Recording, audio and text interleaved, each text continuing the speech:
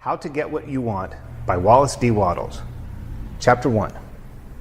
Getting what you want is success, and success is an effect coming from the application of a cause.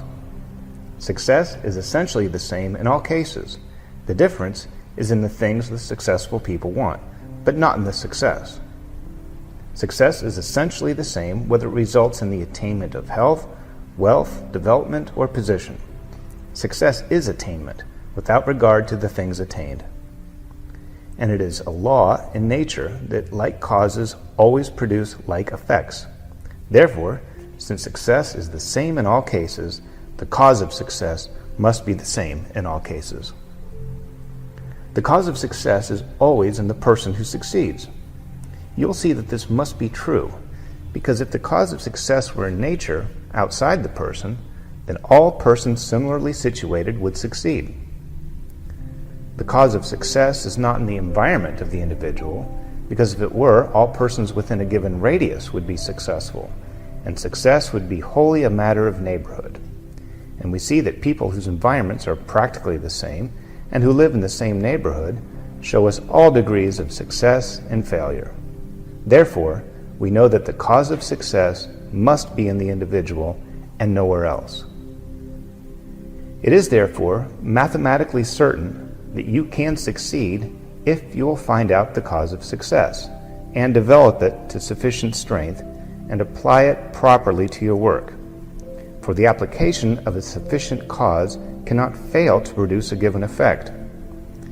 If there is a failure anywhere of any kind, it is because the cause was either not sufficient or was not properly applied. The cause of success is some power within you. You have the power to develop any power to a limitless extent, for there is no end to mental growth. You can increase the strength of this power indefinitely, and so you can make it strong enough to do what you want to do, and to get what you want to get. When it is strong enough, you can learn how to apply it to the work, and therefore you can certainly succeed. All you have to learn is what is the cause of success, and how it must be applied. The development of the special faculties to be used in your work is essential. We do not expect anyone to succeed as a musician without developing the musical faculty, and it would be absurd to expect a machinist to succeed without developing the mechanical faculty, a clergyman to succeed without developing spiritual understanding and the use of words, or a banker to succeed without developing the faculty of finance. And in choosing a business, you should choose the one which will call for the use of your strongest faculties. If you have good mechanical ability and are not spiritually minded and have no command of language, do not try to preach. And if you have the taste and talent to combine colors and fabrics into beautiful creation in millinery and dress, do not learn typewriting or stenography. Get into a business which will use your strongest faculties and develop these faculties all you can. And even this is not enough to ensure success. There are people with fine musical talent who fail as musicians, with good mechanical ability who fail as carpenters, blacksmiths, and machinists, with deep spirituality and fluent use of language who fail as clergymen, with keen and logical minds who fail as lawyers, and so on. The special faculties used in your work are the tools you use, but success does not depend alone on having good tools. It depends more on the power which uses and applies the tools. Be sure that your tools are the best and kept in the best condition. You can cultivate any faculty to any desired extent. The application of the musical faculty causes success in music. That of the mechanical faculty causes success in mechanical pursuits. That of the financial faculty causes success in banking, and so on. And the something which applies these faculties or causes them to be applied is the cause of success. The faculties are tools, and the user of the tools is you, yourself. That in you which can cause you to use the tools in the right way, at the right time, and in the right place is the cause of success. What is this something in the person which causes him to use his faculties successfully? What it is and how to develop it will be fully explained in the next section, but before taking that up, you should read this section over several times so as to fix upon your mind the impregnable logic of the statement that you can succeed. You can. And if you study the foregoing argument well, you will be convinced that you can. And to become convinced that you can succeed is the first requisite to success. Chapter 2. The faculties of the human mind are the tools with which success is attained, and the right application of these tools to your work or business will do it successfully and get what you want. A few people succeed because they use their faculties successfully, and the majority, who have equally good faculties, fail because they use them unsuccessfully. There is something in the man who succeeds which enables him to use his faculties successfully, and this something must be cultivated by all who succeed. The question is, what is it? It is hard to find a word which shall express it and not be misleading. This something is poise, and poise is peace and power combined. But it is more than poise, for poise is a condition, and this something is an action as well as a condition. This something is faith, but it is more than faith, as faith is commonly understood. As commonly understood, faith consists in the action of believing things which cannot be proved, and the something which causes success is more than that. It is conscious power in action. It is active power consciousness. Power consciousness is what you feel when you know that you can do a thing and you know how to do the thing. If I can cause you to know that you can succeed and to know that you know how to succeed, I have placed success within your grasp. For if you know that you can do a thing and know that you know how to do it, it is impossible that you should fail to do it if you really try. When you are in full power consciousness, you will approach the task in an absolutely successful frame of mind. Every thought will be a successful thought, every action a successful action. And if every thought and action is successful, the sum total of all your actions cannot be failure. What I have to do in these lessons, then, is to teach you how to create power consciousness in yourself so that you will know that you can do what you want to do, and then to teach you how to do what you want to do.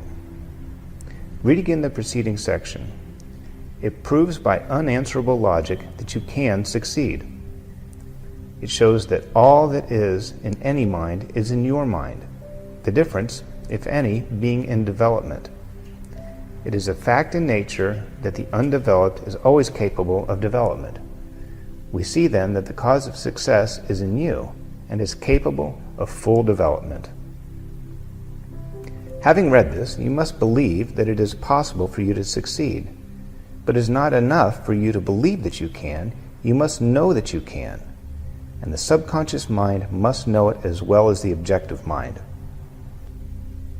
People have a way of saying, "He can who thinks he can." But this is not true. It is not even true that he can who knows he can, if only the objective mind is spoken of. For the subconscious mind will often completely set aside and overcome what is positively known by the objective mind. It is a true statement, however, that he can whose subconscious mind knows that he can, and it is especially true if his objective mind has been trained to do the work. People fail because they think objectively that they can do things, but do not know subconsciously that they can do them. It is more than likely that your subconscious mind is even now impressed with doubts of your ability to succeed, and these must be removed or it will withhold its power when you need it most.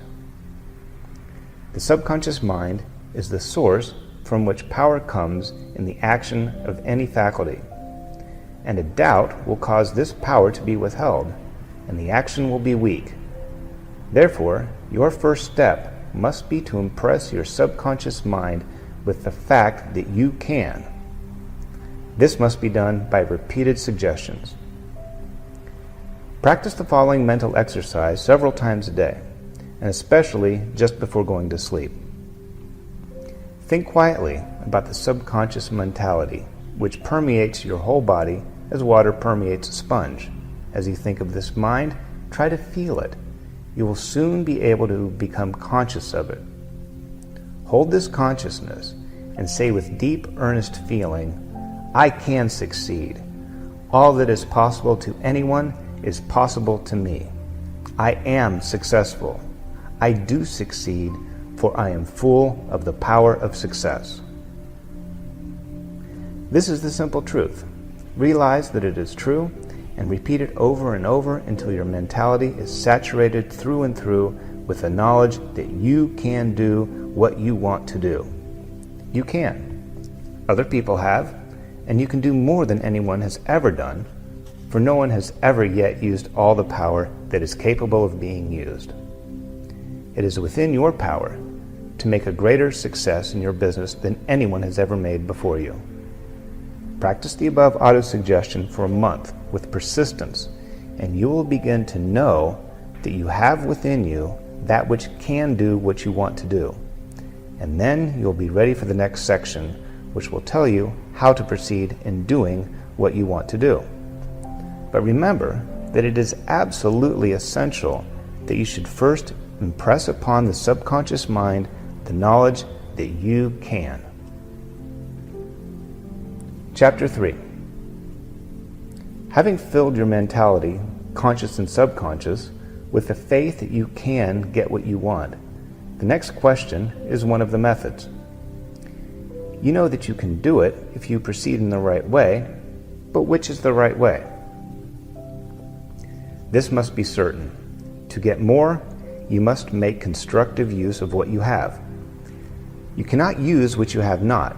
Therefore, your problem is how to make the most constructive use of what you already have.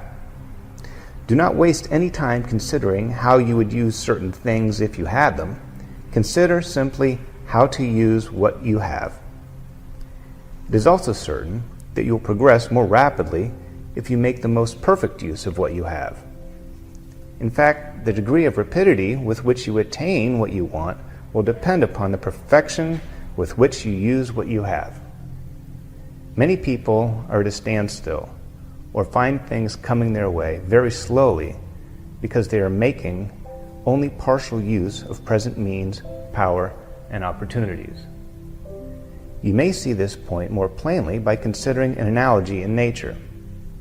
In the process of evolution, the squirrels developed their leaping power to its fullest extent.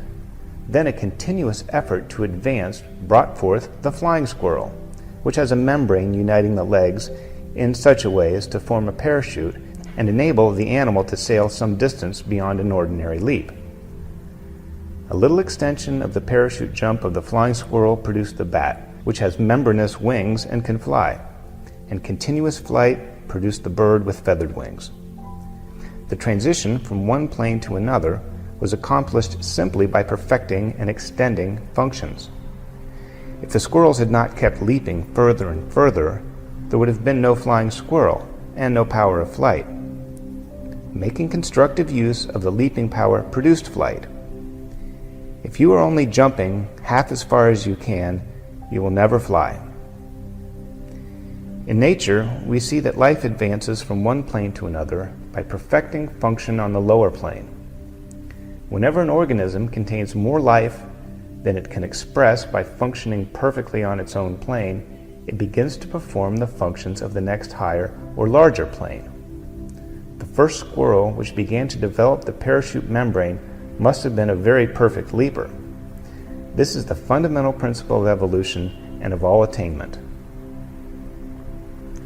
In accordance with this principle, then, you can advance only by more than filling your present place.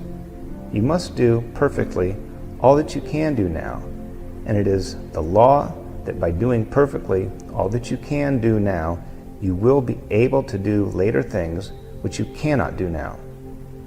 The doing to perfection of one thing invariably provides us with the equipment for doing the next larger thing, because it is a principle inherent in nature that life continuously advances. Every person who does one thing perfect is instantly presented with an opportunity to begin doing the next larger thing. This is the universal law of all life, and it's unfailing. First, do perfectly all that you can do now. Keep on doing it perfectly until the doing of it becomes so easy that you have surplus power left after doing it.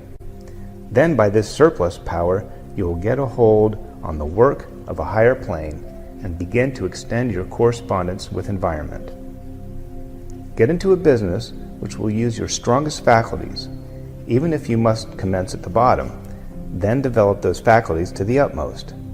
Cultivate power consciousness so that you can apply your faculties successfully, and apply them in doing perfectly everything you can do now, where you are now.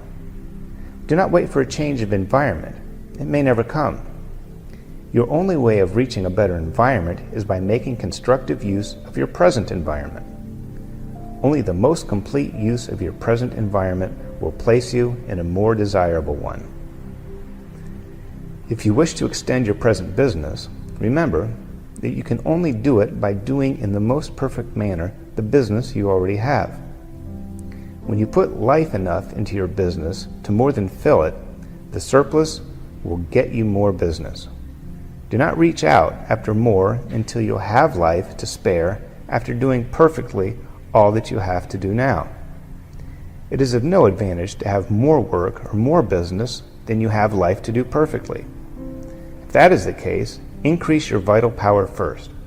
And remember, it is the perfection with which you do what you have to do now that extends your field and brings you in touch with a larger environment.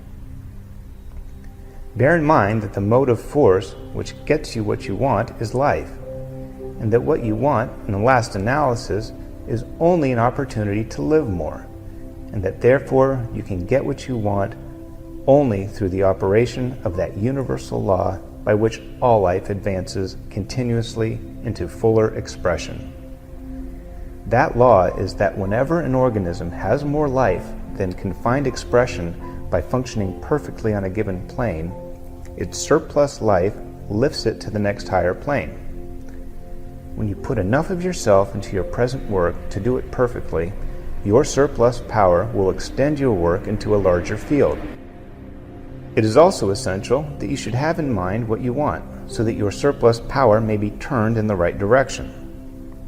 Form a clear conception of what you seek to accomplish, but do not let what you seek to accomplish interfere with doing perfectly what you have to do now. Your concept of what you want is a guide to your energies and an inspiration to cause you to apply them to the utmost to your present work. Live for the future now. Suppose that your desire is to have a department store, and you have only capital enough to start a peanut stand. Do not try to start a department store today on a peanut stand capital, but start the peanut stand in the full faith and confidence that you will be able to develop it into a department store. Look upon the peanut stand merely as the beginning of the department store and make it grow. You can. Get more business by using constructively the business you have now. Get more friends by using constructively the friends you already have. Get a better position by using constructively the one you now have. Get more domestic happiness by the constructive use of the love that already exists in your home. Chapter 4. You can obtain what you want only by applying your faculties to your work and your environment. You become able to apply your faculties successfully by acquiring power consciousness, and you go forward by a concentration on today's work, and by doing perfectly everything that can be done at the present time. You can get what you want in the future only by concentrating all your energies upon the constructive use of whatever you are in relation with today. An indifferent or half-hearted use of the elements in today's environment will be fatal to tomorrow's attainment. Do not desire for today what is beyond your ability to get today, but be sure you get today the very best that can be had.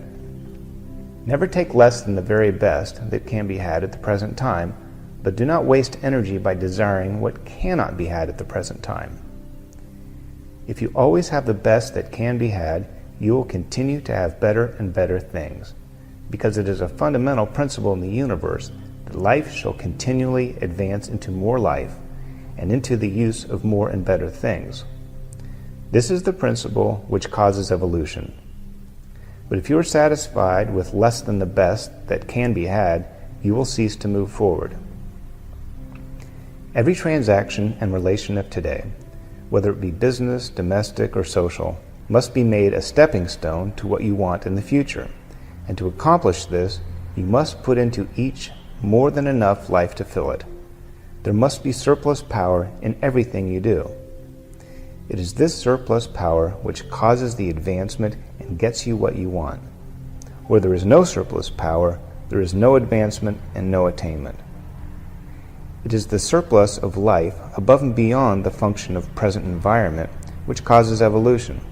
And evolution is advancing into more life, or getting what you want. Suppose, for instance, you are in a trade or profession and wish to increase your business.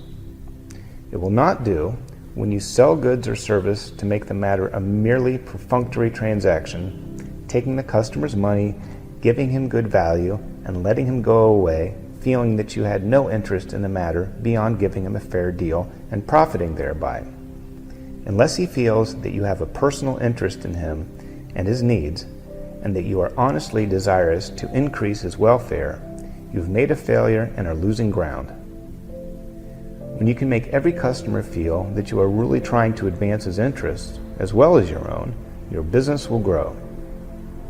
It is not necessary to give premiums or heavier weights or better values than others give to accomplish this.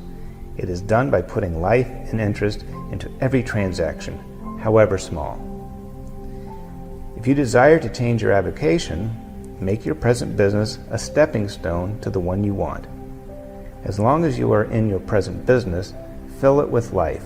The surplus will tend toward what you want. Take a live interest in every man, woman, and child you meet in either a business or social way, and sincerely desire the best for them. They will soon begin to feel that your advancement is a matter of interest to them, and they will unite their thoughts for your good. This will form a battery of power in your favor and will open ways of advancement for you. If you are an employee and desire promotion, put life into everything you do. Put in more than enough life and interest to fill each piece of work. But do not be servile, never be a flunky, and above all things, avoid the intellectual prostitution which is the vice of our times in many trades and most professions.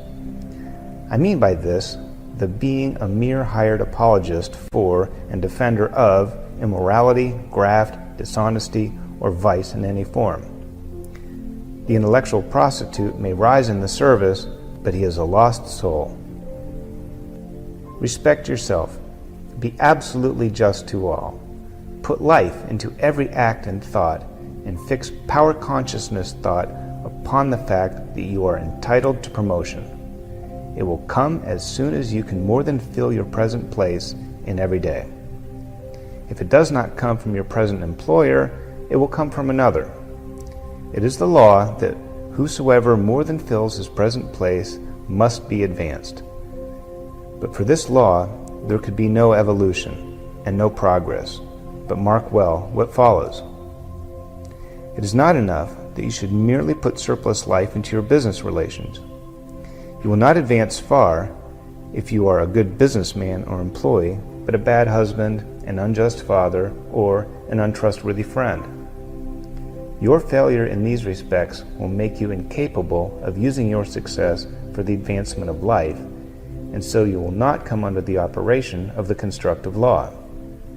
Many a man who fulfills the law in business is prevented from progressing because he is unkind to his wife or deficient in some other relation of life. To come under the operation of the evolutionary force, you must more than fill every present relation.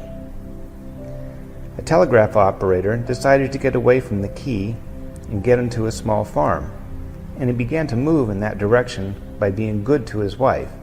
He courted her without any reference to his desire, and from being half indifferent, she became interested and eager to help.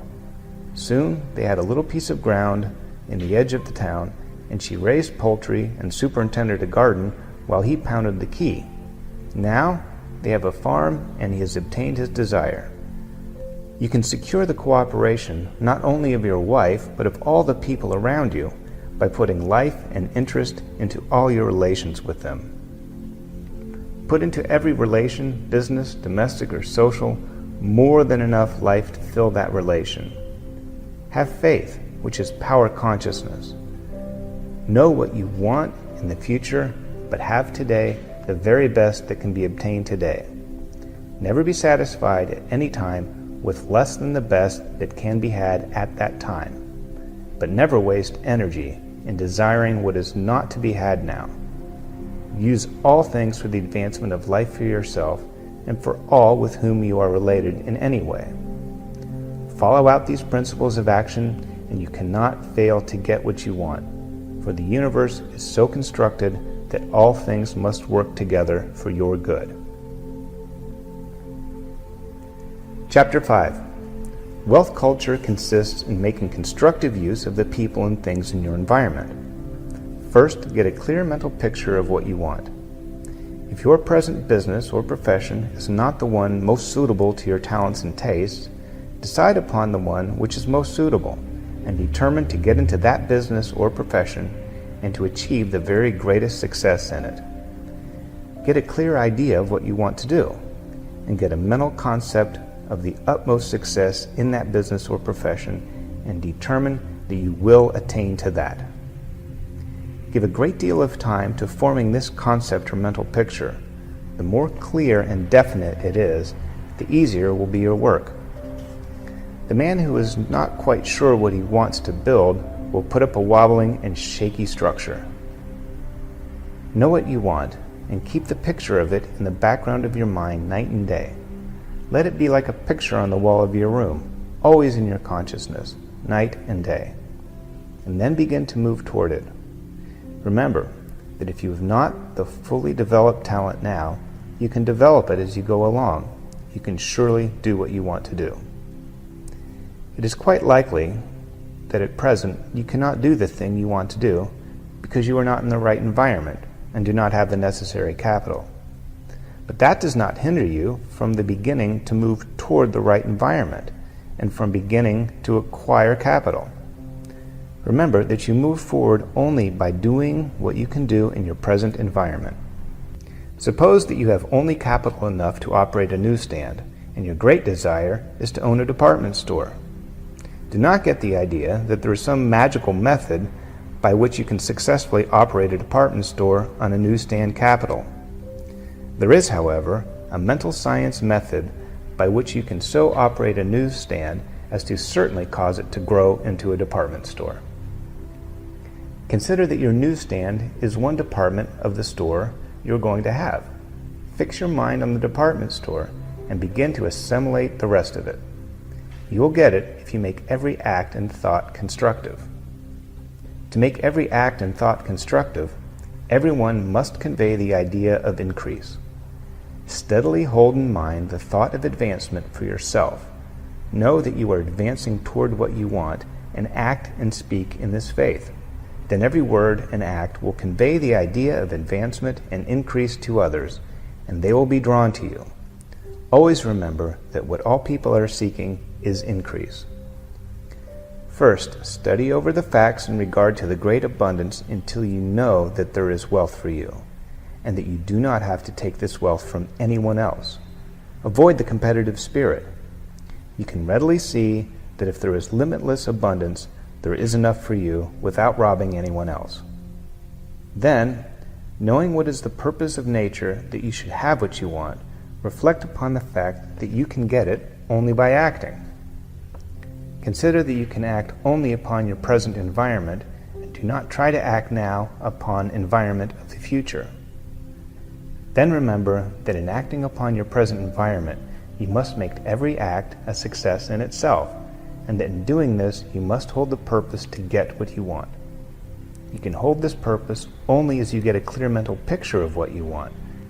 Be sure that you have that. Also, remember that your actions will not have dynamic moving power unless you have an unwavering faith that you get what you want. Form a clear mental picture of what you want. Hold the purpose to get it. Do everything perfectly, not in a servile spirit, but because you are a mastermind. Keep unwavering faith in your ultimate attainment of your goal, and you cannot fail to move forward.